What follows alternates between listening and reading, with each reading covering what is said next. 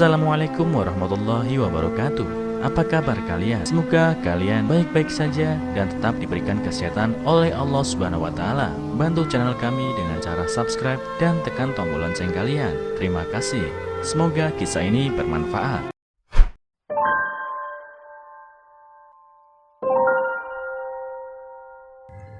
Assalamualaikum warahmatullahi wabarakatuh. Jumpa lagi di channel kesayangan kalian, Kisah Nyata Asal Trending.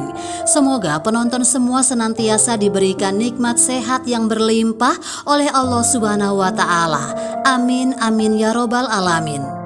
Sebelum kita mulai ceritanya, jangan lupa like dan subscribe channel ini agar kami lebih semangat dalam menyajikan kisah-kisah lainnya. Gelegar suara petir menyentakku terjaga dari buayan mimpi malam yang sunyi. Samar-samar ku dengar isak tangis ibu dari dalam kamar. Sepertinya bapak dan ibu kembali bertengkar seperti biasa. Selalu saja seperti itu. Ku hela nafas panjang dan ku coba tenangkan gemuruh dadaku yang berdetak tak karuan. Sudah beberapa hari ini bapak tak pernah pulang sama sekali, dan setiap bapak di rumah dia selalu bertengkar dengan ibu. Entah apa penyebab pertengkaran mereka, intinya selalu saja ada hal yang memicu emosi keduanya. Tak lama kemudian suara isak tangis ibu akhirnya berhenti. Rumah tiba-tiba menjadi sepi. Hanya suara rintik hujan yang bisa ku dengar. Namun netraku tak juga mau terpejam.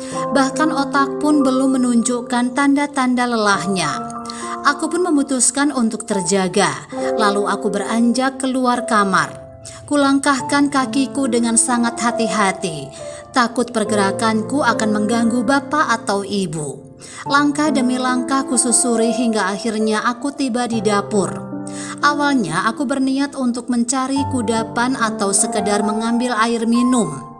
Namun nyatanya kudapati bapak sedang membuat telur dadar di dapur. "Ibu kemana, Pak?" tanyaku pada bapak. Dia sedikit terkejut akan kehadiranku. "Ibumu keluar sebentar, sana cuci muka, lalu temani bapak makan," jawabnya seraya menyuruhku dengan gegas. Aku mengangguk dan melangkah ke kamar mandi. Sekilas pandang kulihat luka gores menganga di pergelangan tangan kiri bapak. Tetapi aku tak punya keberanian untuk menanyakan penyebab lukanya. Takut-takut nanti aku salah bicara dan menambah runyam keadaan. Selesai cuci muka, aku langsung bersiap di meja makan untuk makan bersama bapak. Namun nyatanya bapak tidak juga kunjung bersiap untuk makan. Jadi kuputuskan untuk makan terlebih dahulu. Saat aku makan, kulihat bapak tengah asik mencuci celurit kesayangannya di tempat cucian piring. "Bagaimana sekolahmu, Dika?" tanya bapak basa-basi. "Biasa saja, Pak, seperti sekolah pada umumnya," jawabku sambil masih mengunyah makananku. "Pelajarannya susah tidak?" tanya bapak lagi. "Tidak juga, justru aku selalu mendapatkan nilai bagus di sekolah," jawabku setengah bangga. "Ada teman yang mengganggumu?" Kali ini pertanyaan bapak sedikit tegas. "Tidak ada kok, Pak. Memangnya kenapa?" jawabku seenaknya. "Kalau ada yang mengganggumu, jangan diam saja. Kamu harus pukul balik." Bapak mulai memalingkan perhatiannya padaku, seraya memberikan sebuah nasihat andalannya. "Kalau orangnya memiliki tubuh yang lebih besar dariku bagaimana?" tanyaku sedikit malas. "Pukul saja atau tendang dia, setidaknya kamu sudah menunjukkan keberanianmu. Laki-laki itu tidak boleh takut pada luka dan darah. Selagi kamu masih di jalan yang benar, kamu harus berani melawan, sekalipun nyawa taruhannya," jelas bapak dengan nada yang mulai berapi-api. "Tapi kan tidak semua masalah harus diselesaikan dengan kekerasan, Pak. Nanti kalau ujung-ujungnya berurusan dengan pihak yang berwajib bagaimana?" tanyaku menimpali. Tak setuju dengan prinsip yang selama ini bapak ajarkan. "Itu hanya berlaku untuk orang-orang yang lemah. Orang yang kuat tidak akan takut pada polisi atau presiden sekalipun. Orang yang kuat tak akan rela harga dirinya diinjak-injak. Ingat itu, Dika," bapak menegaskan. Aku hanya bisa mengangguk sembari mengunyah sarapan. Tak ada lagi kata-kata yang keluar dari mulutku. Aku hanya malas saja berdebat dengan bapak. Bagiku kata-kata bapak terlalu kasar dan arogan. Meski kadang ada benarnya, tapi aku tak pernah sepenuhnya setuju dengan prinsipnya tersebut. Tanpa bapak ketahui, sebenarnya aku mahir bela diri, bahkan sudah setara dengan atlet sabuk hitam sepertinya. Tapi aku tak suka kekerasan. Aku lebih memilih menyelesaikan masalah dengan kepala dingin, karena menurutku kekerasan justru akan memperburuk keadaan. Beberapa hari kemudian, di pagi yang berkabut sedang, aku berjalan kaki menuju sekolah. Ya, aku memang setiap hari berangkat ke sekolah dengan berjalan kaki. Sebagai anak desa, aku sangat menikmati momen tersebut, apalagi kalau cuacanya sedang sejuk seperti sekarang. Di kejauhan kulihat segerombolan orang berkumpul di pematang sawah. Aku pun bergegas berlari ke arah kerumunan tersebut. Namun alangkah terkejutnya saat kulihat sesosok tubuh yang tengah tengkurap dalam keadaan gosong dan penuh luka. Tubuhku bergetar hebat dan kepalaku terasa pening melihat pemandangan mengerikan di depanku. Jasad tersebut rupanya adalah begal yang tertangkap oleh warga desa. Karena geram, warga desa pun langsung membantainya habis-habisan hingga dibakar hidup-hidup. Aku tak sepenuhnya membenarkan warga desa yang main hakim sendiri. Namun aku juga tidak memihak pada si pembegal yang kerap kali membuat warga desa resah. "Jangan dekat-dekat, anak kecil menjauh sana." Seorang pria menarikku untuk menjauhi kerumunan. Aku yang tak ingin berlama-lama di tempat kejadian pun segera mengambil langkah 1000 dan melanjutkan perjalananku ke sekolah. Sesampainya di sekolah, semua teman-teman sekelasku membicarakan tentang begal yang dibakar masa semalam. Kata bapakku, begalnya ada 5 orang, 1 orang tertangkap tapi yang lainnya kabur. Nah, yang di sawah tadi itu mungkin sedang buruk nasibnya, makanya habis deh jadi arang di tangan warga. Eka, teman sebangkuku, bertutur dengan nada guyonan. Iya, bapakku juga ikut mengejar begalnya. Untung saja banyak yang ronda semalam, jadi bapakku tidak sendirian. Dika yang duduk di belakangku menyahuti. Tadi waktu aku lewat, polisinya baru datang, Eka menambahi. Aku pun hanya bisa terdiam selama menyimak obrolan mereka. Pemandangan tadi pagi masih membayang di benak dan membuatku mual. Baru kali ini aku melihat mayat, apalagi dengan kondisi yang sangat mengkhawatirkan. Benar-benar membuat trauma. Pulang sekolah, ternyata bapak sudah menungguku di halaman belakang. Seperti biasa, dia melatihku ilmu bela diri silat yang selama ini dia kuasai. Bersenjatakan kayu di tangan, kami pun saling berlatih pukulan, saling tangkis, dan bahkan berebut senjata. Kata bapak, dulu dia sering menang pertandingan silat antar perguruan. Jadi tidak heran gerakan cepatnya gagal kutangkis dan mendarat di tubuhku. Tapi aku tak menyerah begitu saja, karena sebagai laki-laki aku harus bisa menahan semua rasa sakit yang mendarat di tubuhku. Beberapa bulan berlalu, tak terasa akhirnya hari kelulusan sekolah pun tiba. Terlihat ibu mengemasi tengah pakaianku dalam sebuah ransel besar. "Akhirnya kamu lulus SMP ya Dika? Ibu sudah mendaftarkanmu ke pesantren. Ibu ingin kamu mempelajari ilmu agama lebih dalam lagi, agar kamu tahu mana yang halal dan mana yang haram. Syukur-syukur nanti kamu jadi orang alim," ucapnya dengan antusias. Kemudian ibu beranjak masuk ke dalam kamar. Tak lama dia menghampiriku dengan membawa sebuah celengan plastik. "Bawa ini Dika, ibu sengaja menabung sedari lama untuk bekalmu di pesantren nanti," ibu berkata sambil menaruh celengan tersebut di hadapanku. "Tapi nanti ibu bagaimana? Ibu kan jarang diberi uang oleh bapak," jawabku ragu-ragu sekaligus khawatir. "Sudah, jangan pikirkan ibu. Yang penting kamu bisa melanjutkan sekolah dengan layak," ucapnya seraya tersenyum lembut. Aku pun menerima celengan tersebut dengan agak berat hati. Namun aku tak kuasa untuk menolak niat baik dan usaha ibu selama mengumpulkan uang tabungannya. Aku pun segera memeluk ibu karena merasa sangat bersyukur. Siang harinya ibu menyuruhku mencari bapak yang belum pulang dari semalam. Entah kemana bapak-bapak Parubaya itu pergi. Sering sekali seperti ini, pergi tak pamit, tak ingat waktu. Hanya membuat ibu marah dan aku yang kerepotan mencarinya. Namun aku tetap menuruti permintaan ibu untuk mencarinya. Kulangkahkan kakiku menyusuri jalanan desa dan tempat-tempat biasa orang-orang berkumpul. Dari balai desa, toko sembako, sampai pos-pos kampling yang biasa ditongkrongi para bapak-bapak. Namun hasilnya tetap nihil. Hingga di sebuah rumah yang berhalaman cukup luas, langkahku tiba-tiba terhenti. Lamat-lamat ku dengar suara bapak terbahak di antara kerumunan orang-orang. Dan benar saja, kulihat bapak tengah duduk bersama beberapa bapak-bapak tetangga rumah. Di depan mereka berjajar botol minuman keras dan makanan ringan. Terlihat bapak tertawa lepas, terbahak-bahak tanpa beban.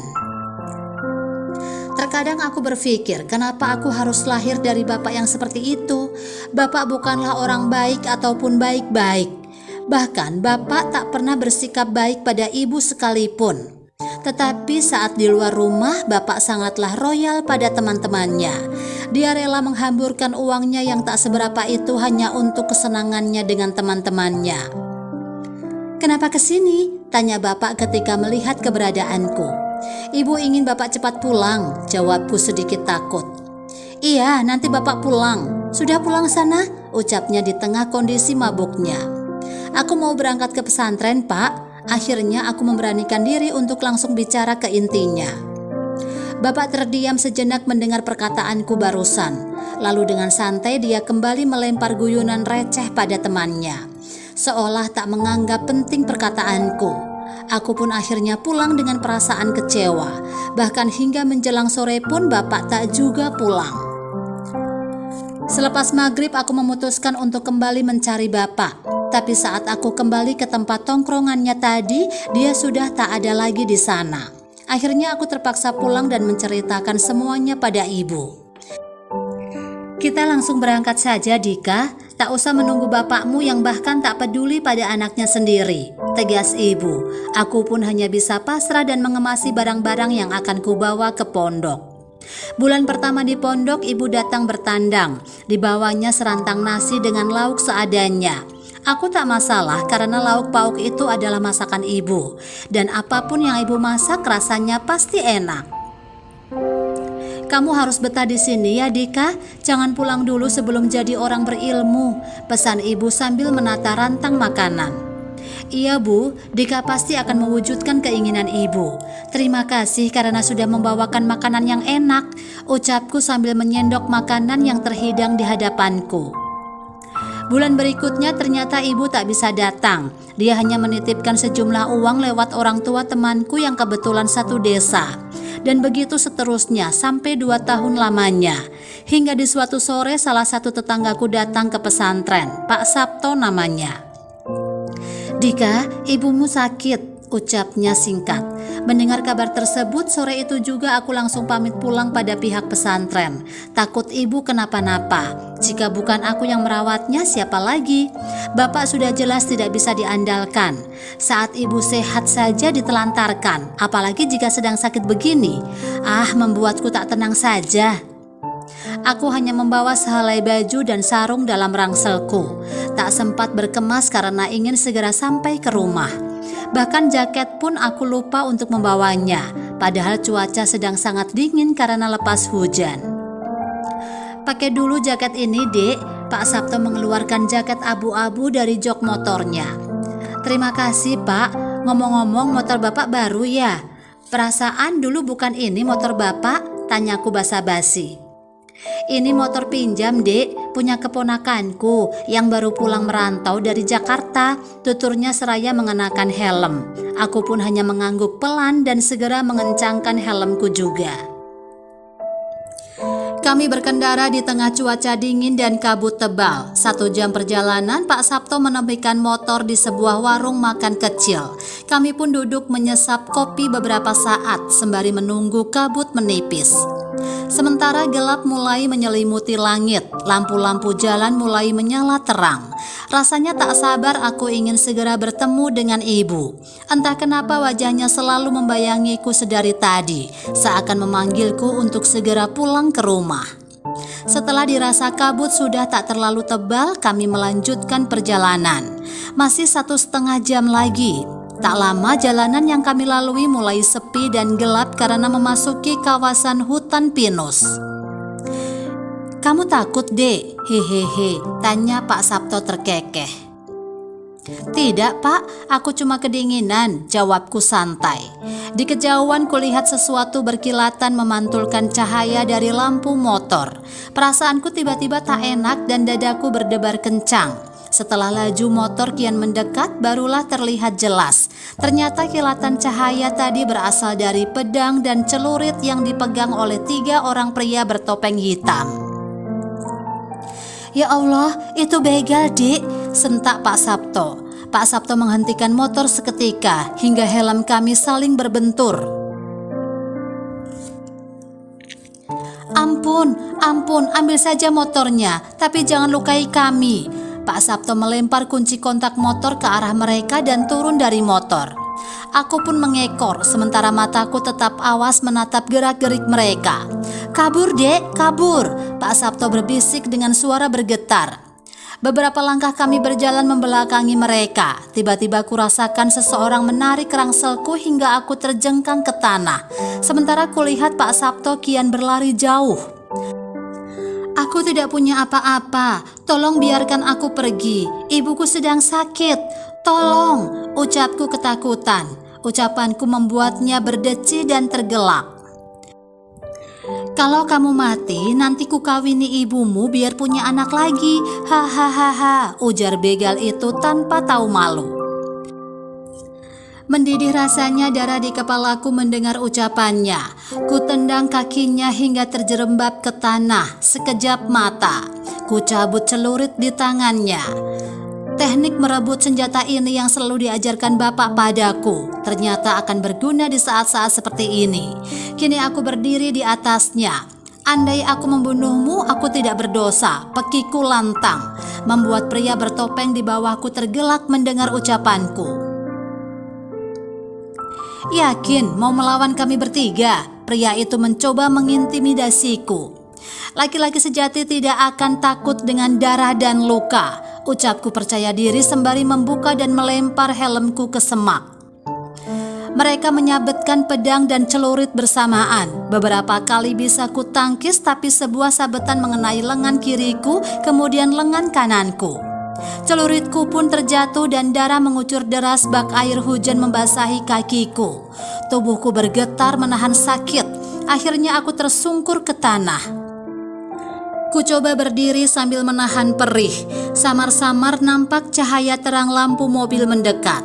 Kini bisa kulihat dengan jelas 3 pria bertopeng di depanku. Tatapan mata mereka terlihat tak asing. Mereka terlihat kebingungan menatapku. Namun sialnya mobil tersebut berlalu, tak peduli dengan keadaanku. Tak lama seorang pria bertopeng menghambur ke arahku, bersiap untuk menghabisiku. Aku tahu tak akan selamat, namun tiba-tiba suara bariton membuatku terbelalak. "Ayo cepat tangkap mereka, bapak-bapak," seru pria tersebut, yang kemudian diikuti oleh keramaian warga yang mengepung ketiga begal tadi. Ternyata tadi itu suara bapak yang memimpin para warga untuk menangkap para begal. Sementara yang lainnya tengah menghabisi para begal, bapak dengan sigap membopongku ke tempat yang lebih aman. "Ya Tuhan, Dika, anakku, kenapa kamu babak belur seperti ini? Harusnya kamu lari saat begal-begal itu mengepungmu." Terdengar suara parau bapak yang sepertinya khawatir melihat keadaanku. "Aku laki-laki kuat, Pak, tidak takut darah ataupun luka," jawabku dengan nafas terengah-engah. "Bodoh kamu, itu namanya bodoh. Kamu sendirian, mereka bertiga. Badanmu jauh lebih kecil dari begal-begal itu. Sudah jelas kamu tak akan menang," suara bapak meninggi. Namun aku tahu ia bukan sedang memarahiku, melainkan menyalahkan dirinya sendiri. Ini semua salah Bapak. Bapak yang salah. Kamu hanyalah remaja yang belum tahu apa-apa tentang kerasnya hidup. Maafkan Bapak, Dika. Suara Bapak mulai melemah dan baru kali ini aku melihatnya menangis. Setelah itu Bapak membawaku ke klinik terdekat. Bahkan dia sampai membuat keributan karena ingin aku segera mendapatkan penanganan khusus. Setelah itu aku tak ingat apa-apa lagi. Keesokan harinya aku terbangun di atas ranjang klinik. Tak ada siapa-siapa di sekitarku. Hanya ada tirai pembatas dengan pasien lain. Lalu tak lama kemudian seorang perawat datang untuk memeriksa keadaanku. Di sini aku baru sadar ternyata aku mengalami luka yang cukup parah.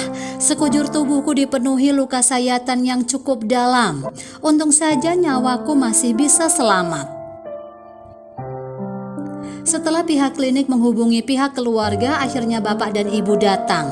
"Kamu sudah siuman, Dika?" tanya ibu yang terlihat menahan air mata. "Ibu, maaf, aku pulang dalam keadaan seperti ini. Ibu sudah sembuh?" jawabku yang sekuat tenaga memaksakan senyum. "Jangan pikirkan ibu, nak. Kesembuhanmu justru yang lebih penting.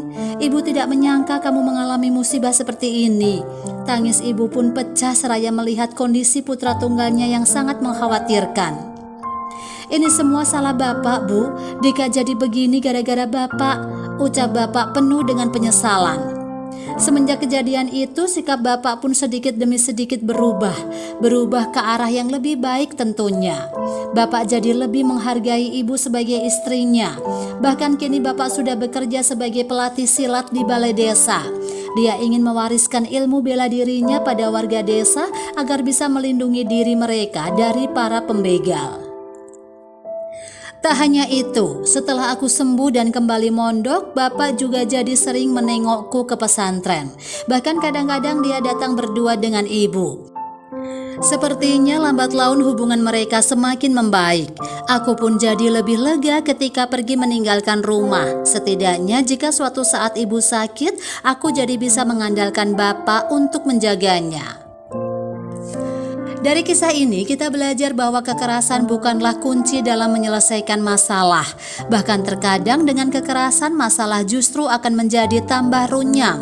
Jadi hadapilah masalah dengan kepala dingin. Insya Allah sebuah solusi akan terfikirkan jika pikiran kita jernih. Bagaimana menurut kalian? Tulis pendapat kalian di kolom komentar ya. Wassalamualaikum warahmatullahi wabarakatuh.